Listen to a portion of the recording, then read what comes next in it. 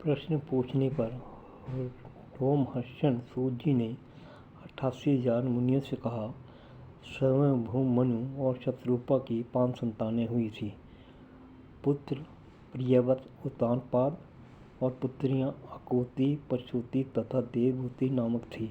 अकुति का विवाह प्रजापति रुचि के साथ, प्रसूति का दक्ष और देवहूति का कपिल मुनि के साथ संपन्न हुआ था।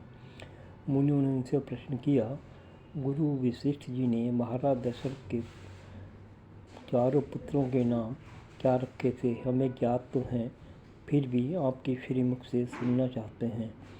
सूत जी कहने लगे, उनके 4 पुत्र नहीं मुनियों, ऋषियों, 6 पुत्र कहे जा सकते हैं।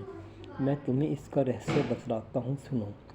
महाराज दशरथ के घर 4 पुत्र श्री राम, भरत, लक्ष्मण और शत्रुघ्न की ही विशेष चर्चा हुआ करती है।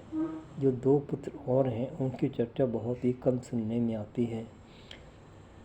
ऋषिवर श्रृंग ऋषि, जिन्हें ऋष्य श्रृंग भी कहा जाता है, पुत्रऋष्टि यज्ञ संपन्न होने के पश्चात जब महाराज दशरथ को रानियों को चरु देने को लिए उन्होंने कहा था, उन्होंने उस समय यही कहा था कि अपनी रानियों को दे देना पुत्र होगा। यह नहीं कहा था कि एक ही पुत्र होगा। यदि वह यह कहते तो 2 पुत्र सुमित्रा के कैसे होते? यह कहा जाता है कि सुमित्रा रानी को महाराज दशरथ ने जब उसके भाग का चारू दिया, तब कौशल्या माता ने अपने भाग में से भी सुमित्रा को अपना स्नेह दर्शाने के लिए चरु दिया। इसी से उसके 2 पुत्र हुए। मेरे विचार से ऐसा नहीं था। यह विचार करो, यदि चरु के 10 भाग कर दिए जाते तब क्या 10 पुत्र होते? मुझे तो यह दिलचस्पी नहीं है। हो सकता है किसी अन्य काल में यह घटना घटी हो।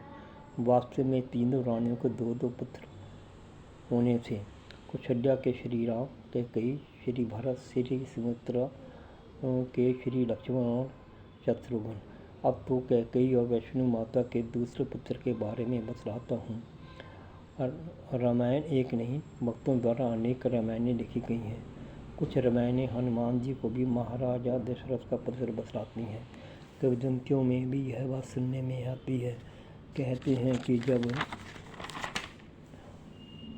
कैकेयी माता के हाथ में चरु को रखा गया, तब एक चील जो पूर्व जन्म में अप्सरा थी, श्रापवश उस योनि में आई थी, उस चील ने माता कैकेयी के हाथ पर झपटा मारा और कुछ चरु लेकर उड़ गई। वह चरु को लेकर अंजन पर्वत पर पहुंची, जहां माता अंजना विश्राम की मुद्रा में लेटी हुई थी। उसने वह चरु माता के कान में डाल दिया। हनुमान जी का उसी के अनुरूप जन्म हुआ था। कहते हैं उस चीज को श्राप देने वाले ऋषि ने यह कहा था कि जब तू यज्ञ से प्राप्त चरु को अंजना के कान में डाल देगी, तब तुझे इस श्राप से मुक्ति मिल जाएगी। उसने अपनी मुक्ति के लिए ही यह सब कार्य किया था। अब तुम्हें माता कौशल्या के दूसरे के पुत्र के बारे में हम कल चर्चा करेंगे। देर वंशन।